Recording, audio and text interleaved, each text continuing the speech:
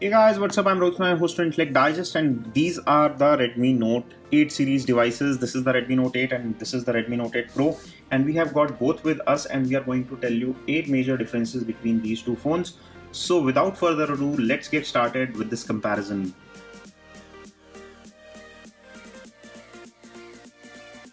The Redmi Note 8 Pro is the more expensive variant and it starts at 15,000 rupees, whereas this one starts at 10,000 rupees, goes up to 13,000.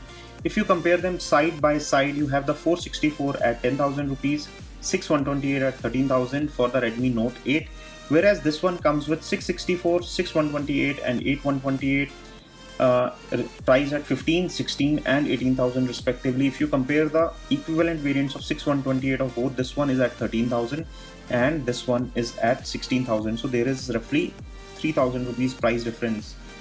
But what do you get for 3,000 rupees? Let's find out. First up, displays. This one gets a 6.53 inches Full HD Plus display, but the brightness here is 500 nits, which is brighter than this chap here, which is not as bright. My best guess, it's around 350 to 400 nits of max brightness on this one. So if you are using your phone outdoor a lot, the Redmi Note 8 Pro makes a lot of sense. This is also slightly heavier because it has a bigger battery. I'll talk about that in a bit. And it is also 8.8 millimeters in thickness compared to the 8.4 here, and 190 grams of weight compared to 200 of this phone. So this is heavier and thicker, but not too much thick, not too much heavy. This also has a larger display as well. So there is a difference there. When it comes to CPU used on these phones, this comes with the latest MediaTek Helio G90T gaming chipset with 12 nanometer fab. It comes with 6 or 8 GB of RAM. This one comes with a Snapdragon 665, a very known chipset, and it comes with 4 or 6 GB of RAM. When it comes to performance, this phone gives you better gaming performance, Antutu scores of 2.23 lakhs. This one gives you mediate, or I would say mediocre performance, or maybe slightly better.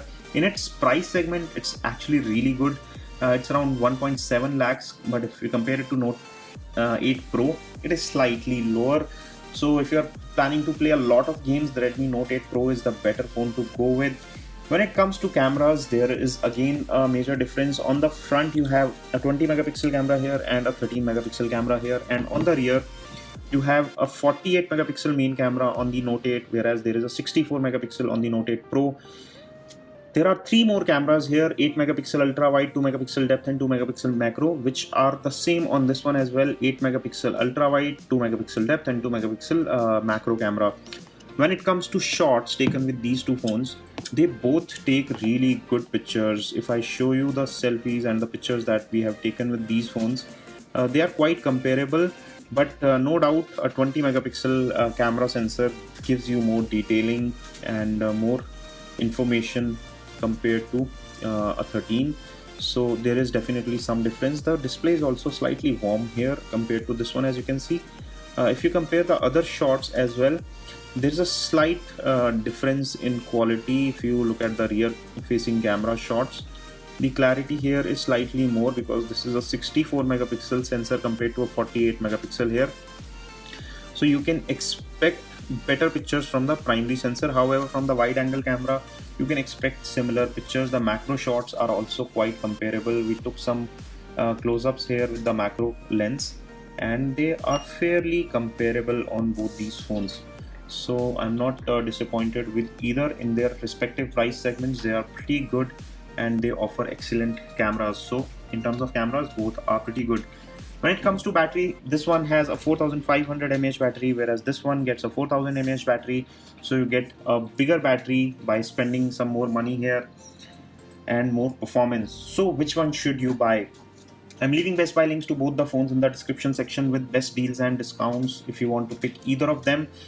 My pick, if you're a gamer, go for this one. If you want to take a lot of pictures, go for this one.